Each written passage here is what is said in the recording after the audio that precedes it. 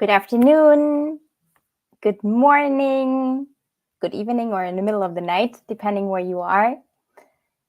And welcome to another LinkedIn Live session by the EUDF today on the topic of whole-scale change. And I'm happy to introduce two experts in the field, which is, Don Powell and Paul Tolchinsky. There you are. Hey, Paul. And there's Don. Hello. Hey, everyone. Hi. Hello. Hey, it's great having you two here. And as I already mentioned, you two are experts in the field. I mean, Paul, you're one of the creators, I would say, of it. And Paul is petitioner in having a case in whole-scale change right now. So we will have, I think, a very insightful session today with a lot of practical tools and insights. And yeah, I said it before when I was talking to you two in a meeting up front, you two were really hitting it off and you just had a really flowing conversation asking so many good questions to each other that I think I will say more or less out of this conversation, and I will give it over to you two and would suggest that you start with an introduction and then dive right into the topic. We can do that. Yeah. We can do it. Thank you, Tina. Yeah. Hi, Dawn. It's good to see you. Good to see you again, Paul. For those of you that don't know me, my name is Paul Tolchinsky. In the moment, I live in the U.S. I live in Scottsdale, Arizona, having lived in Vienna, Austria for almost 7 years a while ago. I'm the co-founder of the European Organization Design Forum, one of the hosts for today's session, and I am one of the creators of Wholescale Change. I've been a practitioner for over 40 years. If you have a case, I probably have an example, and it's more about age than it is about anything else. So I love this topic, and I love to talk about it with you, Dawn. Thanks. I'm really excited to be here and talking to you about this subject. I don't consider myself to be an expert by any means, but I'm more a practitioner, I would say, of whole-scale change. So I'm Dawn Powell. I've got 10 years experience in OD. I've been an internal OD consultant for most of my career, largely in retail. So I've worked for Tesco, Marks and Spencer, John Lewis, sort of big major retailers in the UK. I'm based in London. I've also worked in the housing and charity sector.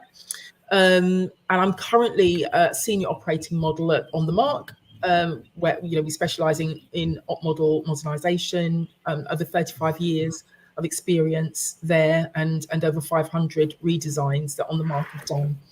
And as I said, I'm by no means an expert, but I would say that I employ whole-scale change in my everyday practice, and that is where I get my real energy when I'm doing whole-scale change, and that's what's brought me to the conversation today. So, yeah, happy to be here. It's obviously it's one of my favorite topics, right? It's sort of, I always think about whole-scale change as it's a set of tools and techniques, but it's as much about a mindset, right? It's as much about a mindset as anything. And so it sort of takes a mindset and says, how could we do that practically and tactically, right? So, my experience, your experiences are mostly retail? Yeah, mostly retail. So most of my OD life has been working in, Tesco, a huge retailer in the UK and in Central Europe, hundreds of thousands of employees across the UK and Central Europe, and so bringing people together in a way that is sustainable has been really important throughout my career. But even where I've worked in organisations of 800, I worked in a housing association with 800 people, and whole-scale change was just as applicable there as it is in an organisation with 12,000 people. And that's what I love about it. Your point is really, it's at the heart of the term. Yeah. When Kathy and I were Kathy Dannemiller and I were trying to give what we had created a moniker, a label, right? We didn't know what to call it. And we spent 2 days in my backyard, actually. one summer weekend, we spent 2 days in my backyard, literally trying to give it a catchy, simple, it's not OST, it's not, open space beta. I mean, it needed something, the word scale is what you just triggered, right? Because we said what we've created works at any scale, right? Whether it's 800, like you were just describing, or 80, or 8,000. It's the beauty of whole scale change is that it's scalable. Right? Well, what you do for, what you do for 50 people in the room is different than what you might be able to do or capable of doing with 500. So you have to adapt, but it's scalable, right? And it's, and the first word was whole, right? Which is really whole system. Yeah. Right. 100%. It's and the premise that we had was always, the problem was the part of the system or the component of the system that you didn't pay attention to was always the one that was going to slow you down, bite you in the rear end, or something, right? So you needed an approach that somehow encompassed the whole, right? And if you didn't, and it began with holistic, whole system. In the early days of Wholescale, whole meant large group, right? That was the whole system was all the employees or a critical mass of employees or something like that. But it also meant all the pieces and the parts, right? All the processes and the technologies. It was whole, not just people, but it's the socio-technical systems, processes, all that, right? And what you've said has triggered something else in me, which is, and I'm happy to share a sort of client case study later, but that whole system, a lot of people think about it as being all, a kind of a diagonal slice of all the employees, but actually where we've done work before, it's been employees, customers, partners, suppliers, that is the whole system that we are talking about. Beautiful. As well. Yeah, exactly. It's yes. And that's the beauty of the word whole, right? Because you're exactly right. It's, sometimes people would say, well, where's the voice of the customer? Yeah. Right. Or, this has implications for our supply chain. How do we engage our suppliers? Right. And in your work, I'm certain in a place like Tesco and M&S, right, those are huge issues, right? Absolutely. And so whole system could mean ecosystem.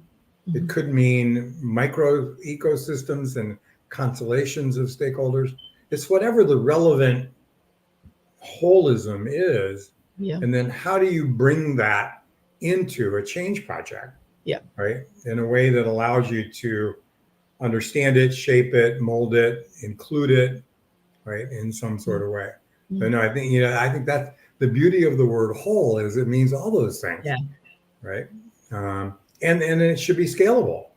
Right. So I did a project once where pretty much the employees of the organization believed they knew better than the customer. It was actually a service organization to global companies. And they believed they knew better than the customer what the customer needed. So the answer was, at every table of 8, there was going to be 2 customers. And your job was going to be to listen to them, whether you liked it or not. Right. Right. And so, it's, I love it because it depends on what point of view you come from. What whole could mean, right, in the context of whatever the change project is that you do. It's And people always say, well, does that mean that you have a customer at every table always? I say, no, that's not the case. The question is, whose voice needs to be heard? Yeah. Right. And how do you include that voice? Right. I've done projects where customer was a panel person. I've done projects where real customers came in. I've done, as I said, the one where literally 2 at every table and people's job was to understand their needs and requirements. So it's how do you ensure that those critical voices or components get paid attention to, right? So with the client case that I'm going to talk about, one of the things that we did was bringing, as you said, a panel of customers, and it was called a sort of panel of possibilities, where people who had actually done a similar change in the past talked to the client system about the challenges, the points to watch out for, the things that they could celebrate, what went well, what they learned from the change. So that panel of possibilities became part of that ecosystem for that period to input into the clients. It's beautiful because it's the phrase I use is, you can't create what you can't imagine. Yes. Right. So giving people possibilities. Yes. I mean, I had a project where the site won the highest level award you could win for quality in North America, the Malcolm Baldrige Award. Wow. Right. And so people were quite proud and quite happy with themselves and feeling a little bit complacent. We finished the marathon. It's time to celebrate, take a break, and the leader was talking to customers who were not particularly happy, even though this place was the best of the best, right? The customer was saying, you could do better. You could do better. And so, and the leader was trying to convince people, right, that we can't rest on our prize, right? And so we had a panel exactly like we had 3 customers. One who had left, was so frustrated that they left. One who loved them to death, and one who was considering giving business to this organization, but currently being supplied by my client's number 1 competitor. Right. And so the question was, what are you going to do for me that the other guy isn't doing? And bringing those voices into that conversation, right? It's awesome. But it's interesting what you say there, because you brought in not only the customer, but the diversity of the customer as well, which is really important. There isn't often, there isn't just one customer. So you have to hear the spectrum of voices from the customer as well. Yeah. Well, and your example is a good one because, people are sometimes, the future is held hostage by the past. Yeah. The past is everything we've always done, right? And, and everything that's always led us to be successful. And so the anxiety is, what if this doesn't work? This is the unknown and we don't know. And so your example of bringing people who have been there, done it, who can they can't give you assurances that what you're going to do will work, but they can share their experiences about how it worked, what they did, in a way that maybe frees you up. Yeah. Right. Enables you to honor the past, but think about a better future. Right. I think that's the other part of what you're saying. Right.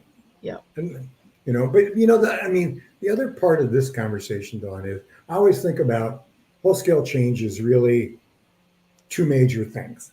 It's the design and the facilitation of a conversation within an organization system, whether they're physically in the room or they're virtually talking with one another, right? It's how do you design a meeting for 80 or 800 or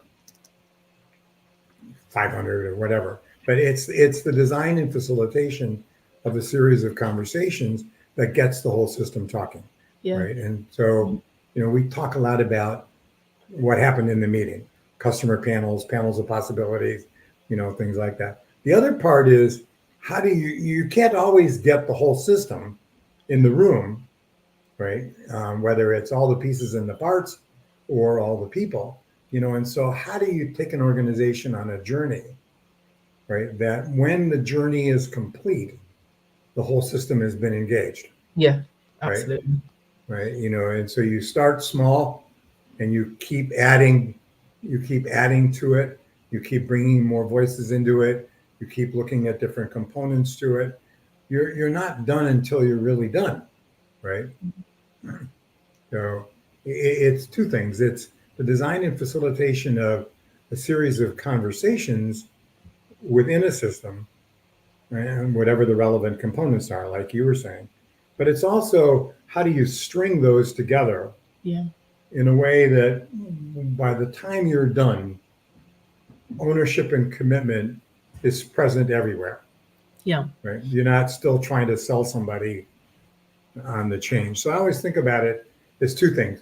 People are always enamored with the large group meeting because that's different, right? But the power is in stringing those conversations together in a way that moves the whole system from anxiety and resistance to embracing and owning, right? And so it's both of those things.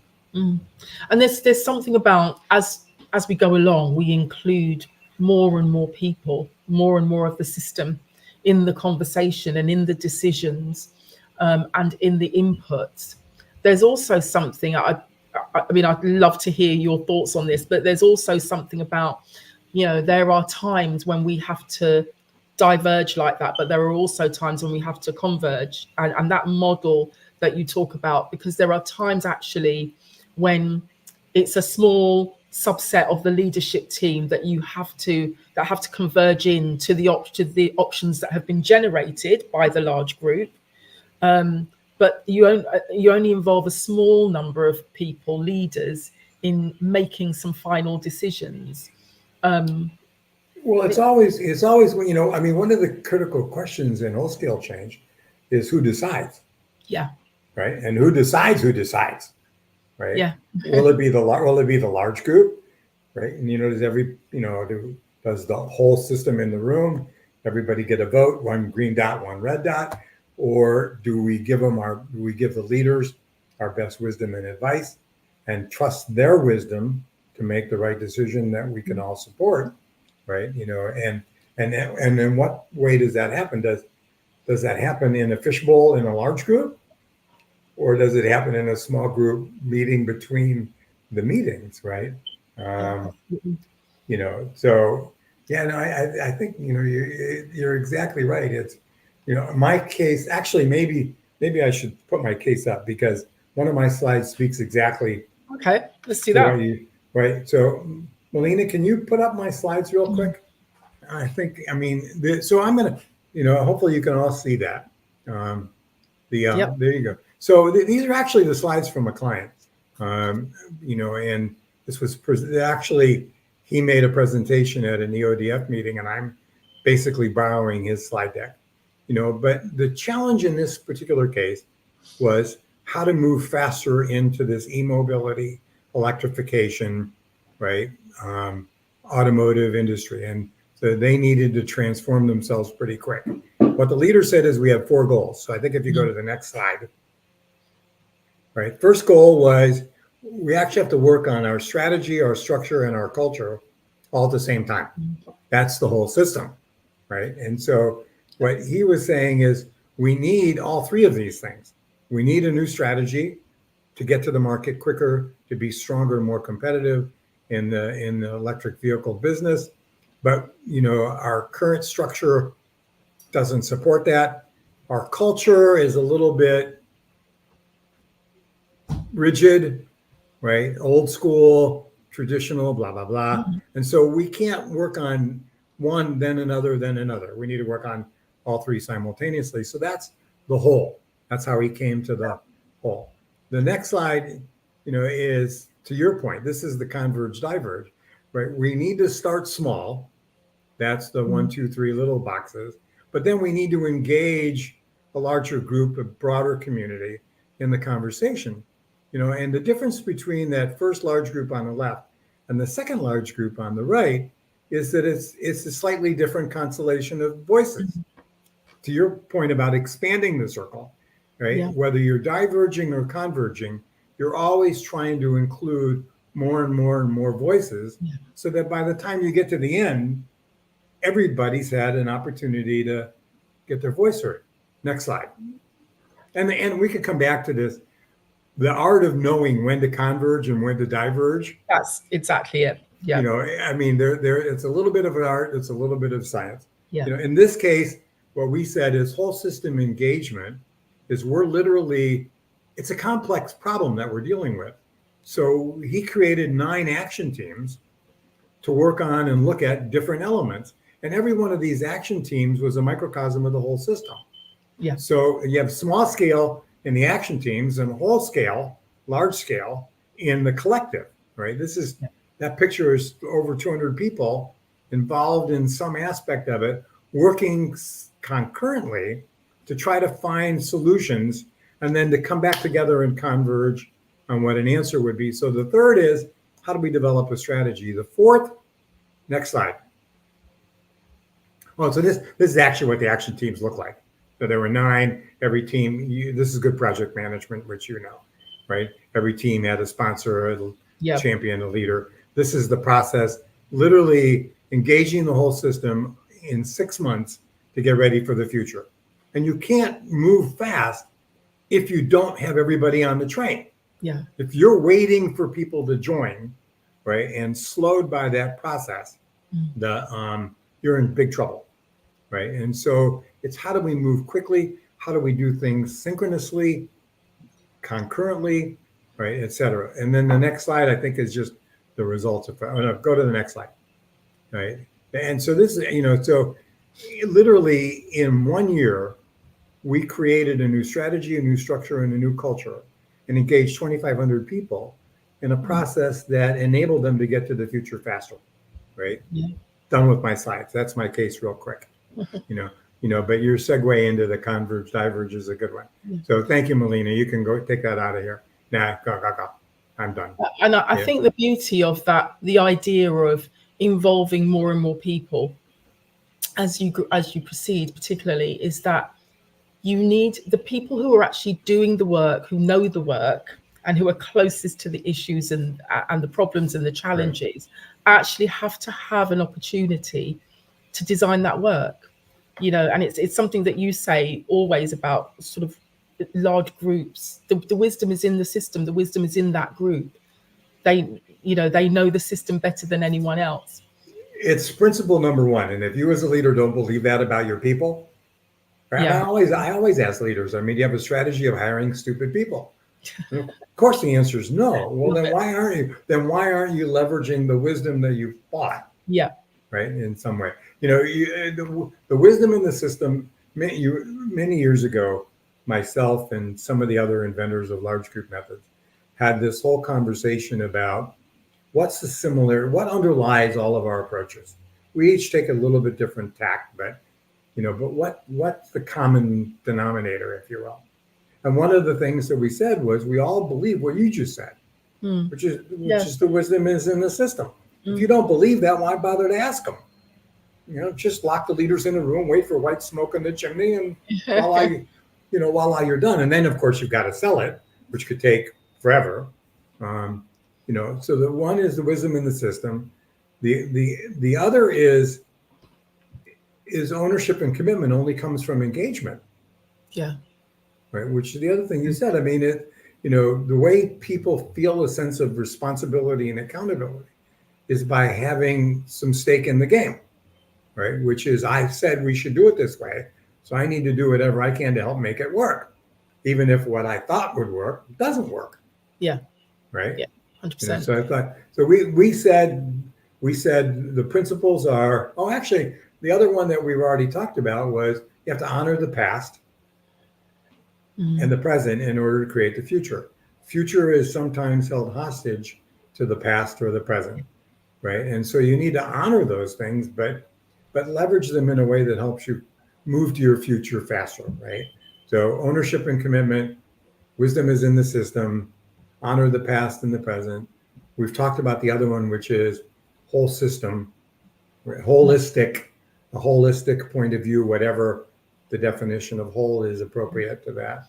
moment, right? Those were 4 common denominators, whether you talk about open space, future search, whole scale change, right? RTSC, we all believed firmly in those principles, right? We operationalized them each a little different. Yeah. But talk about your case for a minute, because your case has similar. What I love about your case is, from a scale point of view, its magnitude's different than my 2,500, right? So we've talked a lot about whole, but yours is about scale and whole. Yes. So, and I mean, as you said, the principles are all there. They're all the same, regardless of the scale. But the client that I'm specifically thinking about, very large. Sorry, I don't have slides, Paul. Very large, traditional organization, hugely hierarchical, in a really complex external environment. A global situation, highly competitive, complex supply chain and logistics, 12,000 employees, 12,000 plus employees. And as I said, a wide ecosystem of partners and suppliers and customers. And where they were when we started was really fragmented operating model and fragmented ways of working.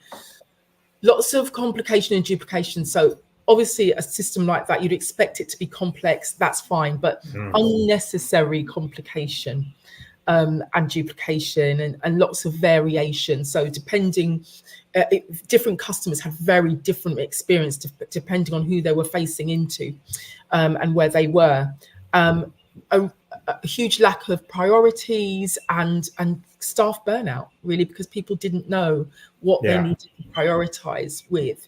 And there were lots of heroes in the organization that were just overworked. And actually, through a sort of whole scale change approach, they decided that they wanted to move to sort of standardized ways of working, obviously the ability to deliver their commitments to their customers, empowerment and speedy decision making, so that not only for them to respond to the external environment, but a big thing for this client was actually being able to influence and shape the external environment. They needed to be able to do that. So yours is as much about the outside as it is about the inside. Absolutely. It's really, I see it as actually an outside in piece of work. And that's why it was really important and a no-brainer actually to bring in suppliers and partners. Why wouldn't you? And as you rightly said, if you bring them in later, then they'll reject it. So really important. It's too late, right? Yeah. It's too. At the end, we always. One of the things about Wholescale was we always talked about cycle time.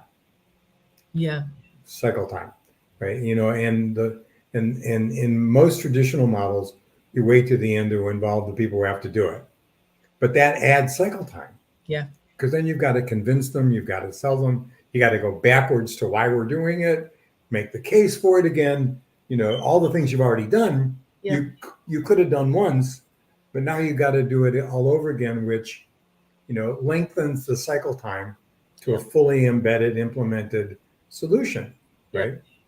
And I've seen many a leadership team who have an allergic reaction to the idea of getting the whole system in the room. And as you say, you don't hire stupid people, so why wouldn't you engage them? But they think that the energy and all of the knowledge is at the top of the organization, so they will take that. I call it the dark room approach, where they'll just top 20 leaders in a room with a wet towel over their head and coming up with something beautiful, but not necessarily able to operationalize, because they haven't involved the whole system.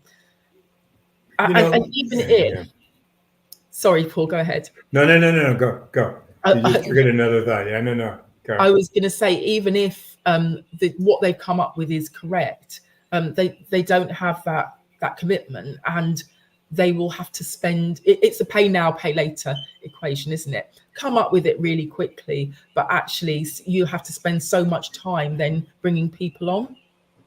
I say my conversations with leaders, especially about whole scale change, are about risk mitigation. Yes. Right. It's all about, what if they come up with the bad solution? Well, let's make sure that doesn't happen.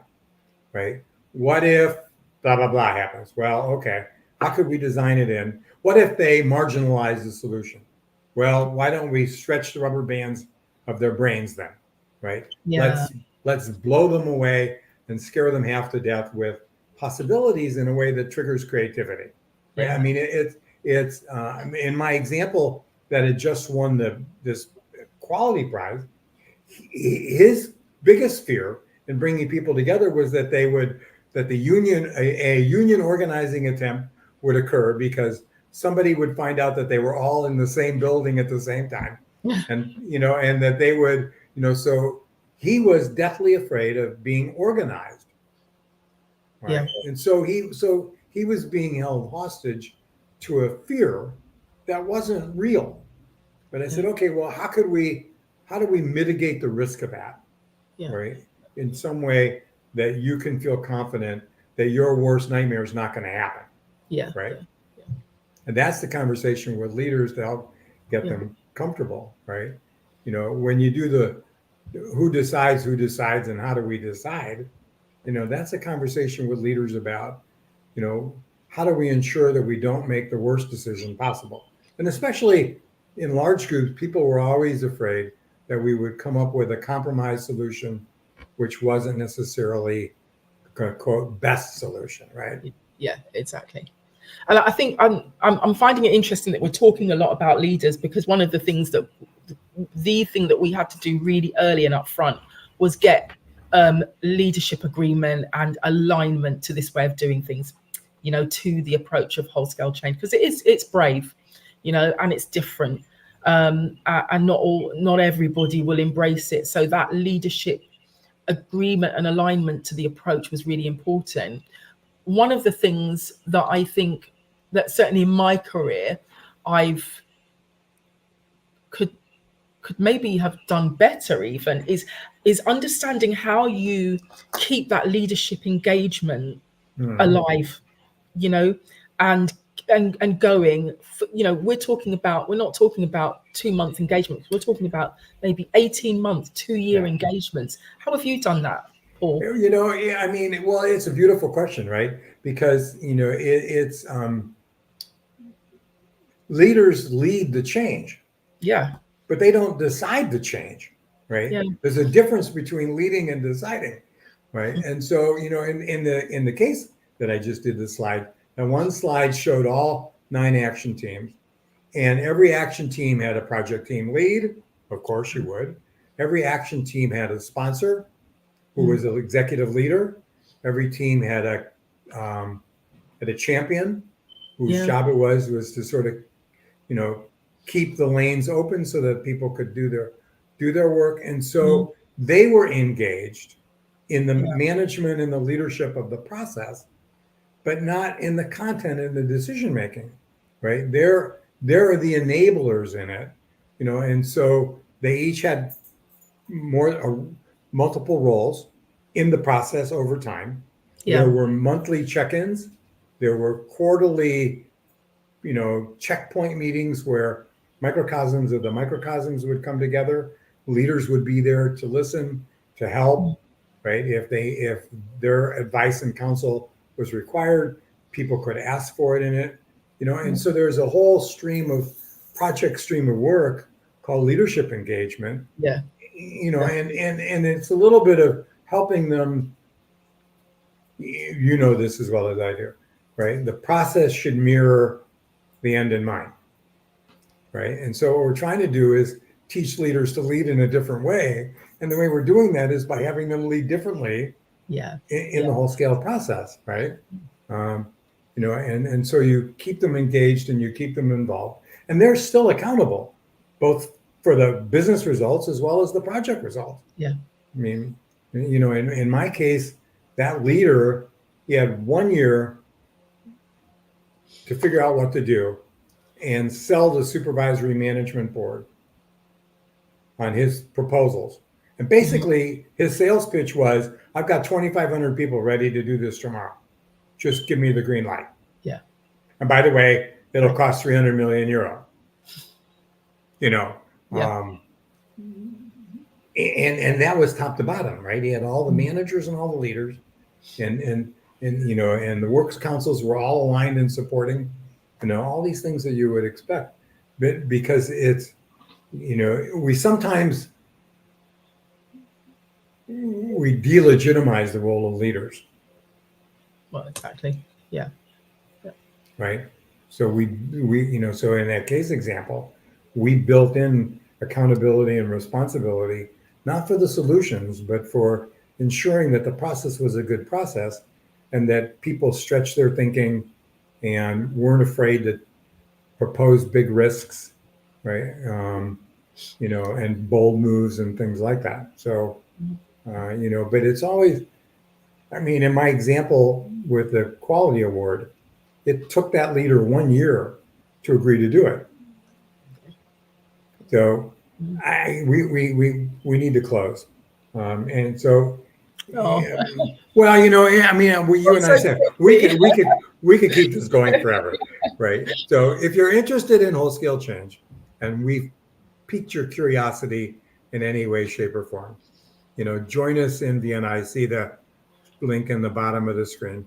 Join us in Vienna next month, where myself and Lothar Wenzel and my colleagues at Train Consulting, who were probably the first group of people I ever trained in whole-scale change in Austria, actually maybe in Central Europe. So join us if you'd like, if this helps in any way. Dawn, I thank you so much for the time. I loved it. It's a pleasure. It's a pleasure speaking with you. And I'm also back in time. Guys, thank you so much for the conversation. I was like making notes, like I loved like what Don said on the panel of possibilities. Then obviously the wisdom is in the system, you know, like engaging the entire system and giving everybody a voice, how important that is. So I made a ton of notes, and I would say in total this conversation was very wholesome. Talking about, so I was waiting for that to say Awesome. the entire time. And thank you guys so much. And oh, I think we already lost Don. Oh no, you're back. Yeah, Perfect. for camera. Well, thank you so much, and have a wonderful day and evening to our audience as well. And I hope I see you guys soon. Thank you, Dawn. Thank you. Thanks, Paul. Love it. Well, I'll see you soon. All right. See you soon. Bye, you guys. Bye.